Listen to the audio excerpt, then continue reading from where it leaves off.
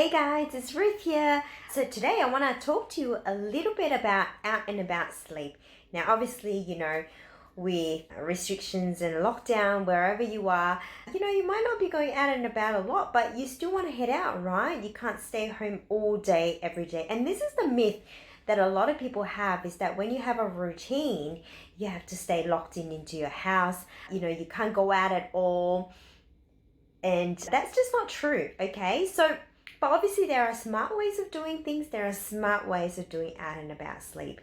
So I definitely, depends on your child's routine, whether they're on 3 naps, 2 nap, or 1 nap.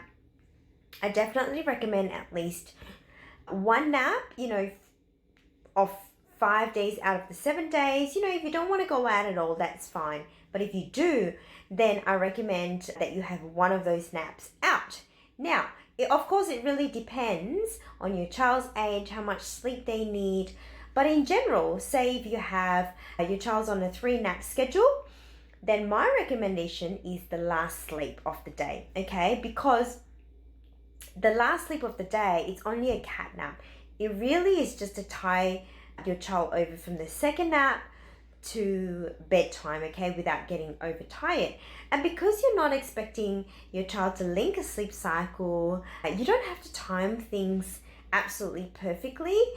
So you can get away with that being an out and about nap and have that one sleep cycle. And so that gives you a lot of flexibility. So say, for example, if your child's on a 3 nap schedule and they finish their second nap at 2:30, you actually get between 2:30 to about 6-ish, so that's a good 4 hours that you can actually be out. And obviously you have to be strategic, and I teach this strategy as well in my program.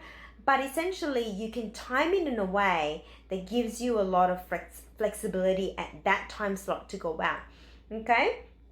And so obviously you want to time it in a way that your child is falling asleep either as you're leaving, or you want to leave as soon as your child wakes up so he doesn't fall back asleep in the car.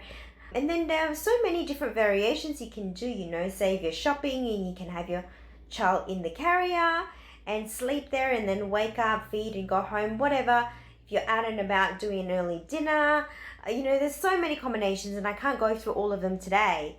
But essentially, if you're on a 3 nap schedule, the best nap to do out and about is the last nap, okay? There's a whole bunch of science behind the first nap and second nap, and I won't go into that today, but just know that, that's the best nap to do out and about. If you're on 2 naps, it depends on which part of the 2 nap routine you're at. If you've been on a 2 nap for a little while, if your child has a lower sleep needs, then usually the first one's really good, because the second nap is the most important nap of the day and you definitely want to head back.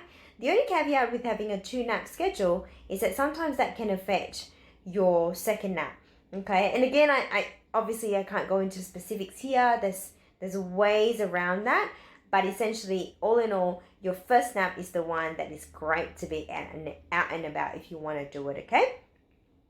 If you're on 1 nap though, this is a little bit trickier. If your child's over 2 years old, then this is a nap that you can do out and about. But if your child's under 2, unfortunately, there is no room for error. It's not something that you should commonly do on a day-to-day basis. So my recommendation is that you do 5 out of 7 days, you stay home with that nap. But by all means, go out as soon as, the sun rises, 8-ish, 9 o'clock, head out, burn the energy, get your fresh air and sunshine, come back well and truly before that nap, or head out after the nap. So that would be my recommendation. But if your child's over 2 years old, then, you can actually do that nap in the car, and then because it doesn't start to, I guess the nap becomes more of a supplementary rather than a mandatory sleep in your child's sleep life. After the age of 2, for sure your child still needs a nap, but it's not going to affect your child as much anymore. That's what I'm trying to say, okay? Your child is becoming closer to and closer to be like an adult. Just like us, if we're tired, sometimes we take a nap. But on the other hand, if you actually nap a lot, then or nap too much, then the nap's actually going to affect night sleep. But even if you don't, even if you took a short nap, or, then your child, what am I trying to say? All in all, I'm trying to say that after you hit the age of 2, the nap will help your child, but it's not going to make or break your child's routine. That's what I'm trying to say. Okay, I've gone on long enough. If you have any questions, obviously let me know. But I just wanted to chat about out and about sleep, okay? For sure, for your mental health, and obviously to get things done, you can't stay home all day. But you got to be strategic about it, okay? About when you schedule around your child's nap. And that's why having a great routine, and a routine that actually works for your child, is super important, because then you can structure your life around that and not compromise on things that you need to do, right? Okay, that's all I want to say. Bye.